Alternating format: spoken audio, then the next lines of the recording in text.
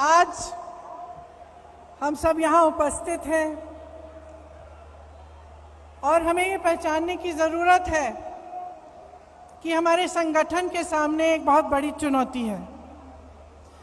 उस चुनौती का सामना हम कैसे करेंगे, इसी के लिए हम इकट्ठे हुए हैं और 3 दिनों से चर्चा चल रही है। इसके बारे में मैं कुछ एक दो अपनी बातें कहना चाहती हूँ। खास तौर से उन कार्यकर्ताओं के लिए जो देश भर में हैं लेकिन आज यहाँ उपस्थित नहीं हैं। देखिए, कांग्रेस का कार्यकर्ता कौन है? वो अनोखे लाल है जो इस झंडे को लेकर कन्याकुमारी से कश्मीर तक चला। वो दिनेश है जो आज दिख नहीं रहा है, जो इसी तरह से देश के ध्वज को लेकर नंगे पांव चला। कल किसी ने नसीब पठान जी का नाम लिया, उत्तर प्रदेश के एक नेता थे। आजीवन कांग्रेस के प्रति उन्होंने निष्ठा दिखाई। उसी तरह से मैं कई नाम ले सकती हूँ।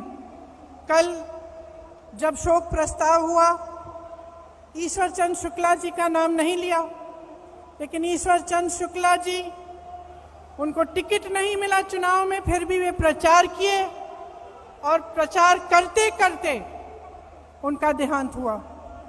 मैं पच्चू पासी का नाम ले सकती हूँ, जो रोज सुबह वही सफेद जूते पहनकर गांव-गांव जाते थे, कांग्रेस के लिए प्रचार करते थे, कांग्रेस का झंडा फहराए रखे। उनका भी देहांत हुआ। यूपी में हम मजाक में कहते हैं कि एक लाइफ लॉन्ग कांग्रेस सफरर होता है। जो यूपी के कार्यकर्ता हैं ये समझेंगे ये बात। जो कार्यकर्ता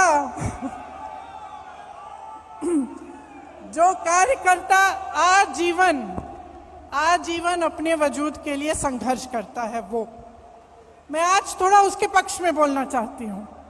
और मैं कहना चाहती हूँ कि जब भी हम ऐसे इकट्ठे होते हैं तो हम नए नए प्रस्ताव लाते हैं और ये सही है।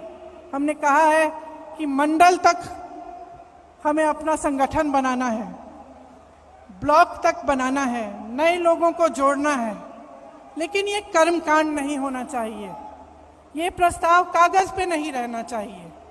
इसको करने के लिए हम सबकी जिम्मेदारी बनती है कि हम गांव-गांव जाएं, ब्लॉक जाएं और अपने संगठन को मजबूती से बनाएं।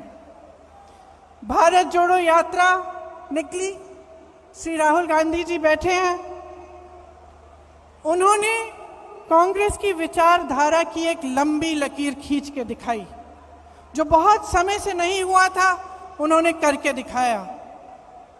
पूरे देश ने देखा कि कांग्रेस का कार्यकर्ता, कांग्रेस का नेता किस लिए खड़ा है, किस विचारधारा के लिए लड़ रहा है, उस विचारधारा का मतलब क्या है।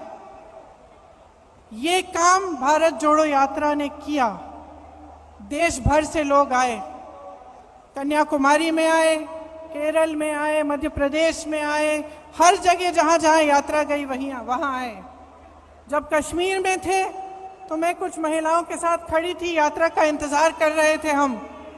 उन महिलाओं ने मुझे कहा कि 3 सालों से उनको घर से निकलने की हिम्मत नहीं थी, लेकिन इस यात्रा ने उन्हें हिम्मत दी, वे बाहर आए।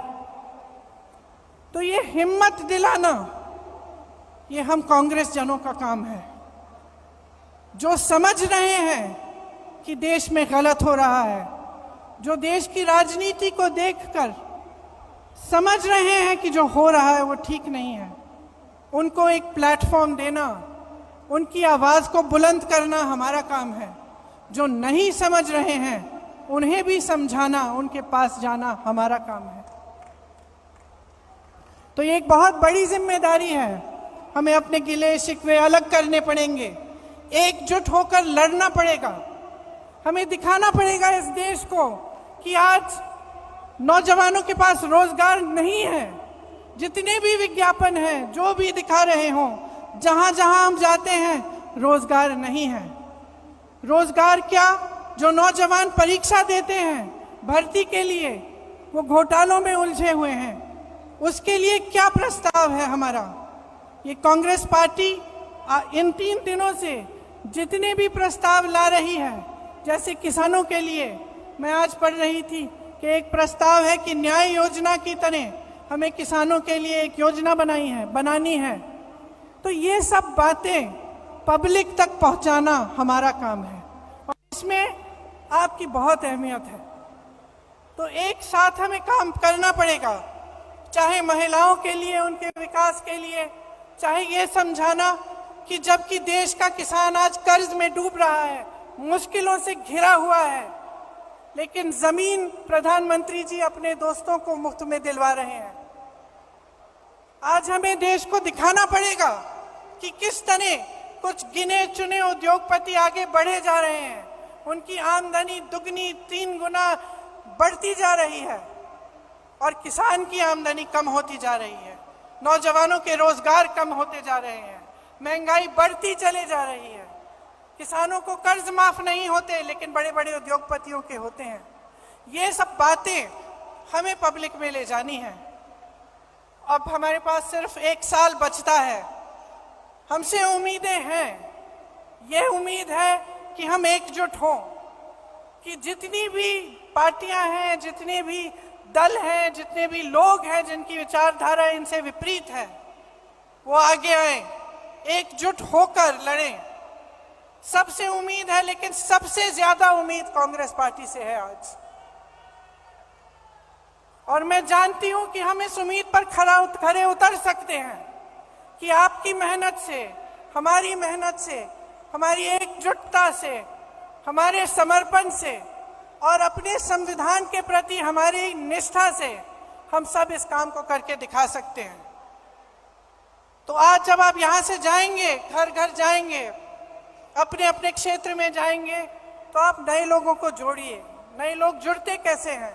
विचारधारा से जुड़ते हैं, जज्बातों से जुड़ते हैं और आपका मिसाल देख के जुड़ते हैं।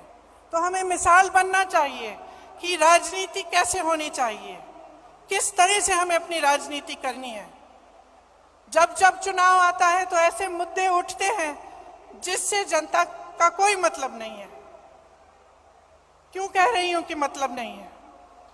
क्योंकि जब रोजगार की बात होती है, युवाओं की बात होती है, महंगाई की बात होती है, तो इन मुद्दों पर चुनाव लड़े जाने चाहिए कि किस तरह से विकास होगा, भविष्य में हम क्या प्रस्ताव रख रहे हैं, कौन सा सकारात्मक कदम हम उठाने जा रहे हैं।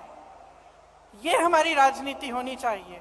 और आजकल की जो राजनीति है, जो देश का माहौल है, जो नकारात्मक है, उससे हमें ऊपर उठना पड़ेगा और हमें सकारात्मक तरह से भविष्य के लिए अपने प्रस्ताव रखने पड़ेंगे और अपनी बात रखनी पड़ेगी। मुझे पूरी उम्मीद है कि हम इस लड़ाई में सफल होंगे, क्योंकि हम मजबूत हैं।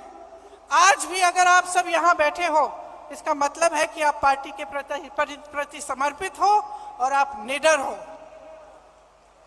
हमारे तमाम नेताओं पर, कार्यकर्ताओं पर इस सरकार ने दमन किया है। आज भी, कल भी छत्तीसगढ़ में रेड लगवाए, एजेंसियों के द्वारा क्या क्या नहीं किया, लेकिन आज भी हमारे नेता खड़े हैं, आज भी हमारे कार्यकर्ता खड़े हैं।